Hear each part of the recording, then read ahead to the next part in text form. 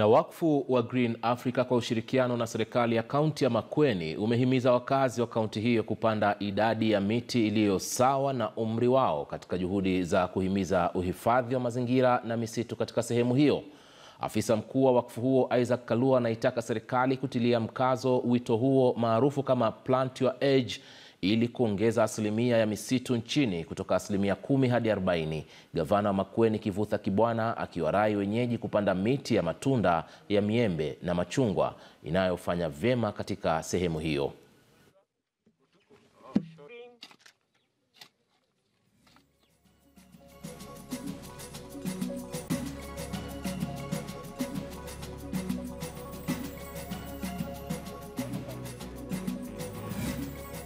When we talk about this opportunity of Plant Your Age, the opportunity is very clear.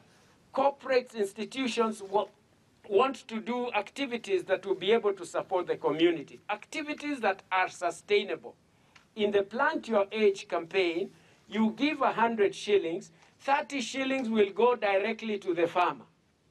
Another 30 shillings will go to sustainability of each tree. Another 20 shillings will go towards the sustainability of the process.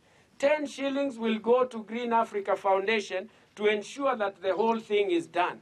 Even the very, very semi-arid areas, we need to adopt that culture of planting our trees. And that's why I'm very happy that we have our teachers here, we have the religious sector here, we have the people's government here, because those are the avenues where we are going to send this message to the very, very, very grassroots. And it is a message that requires to go to the entire country.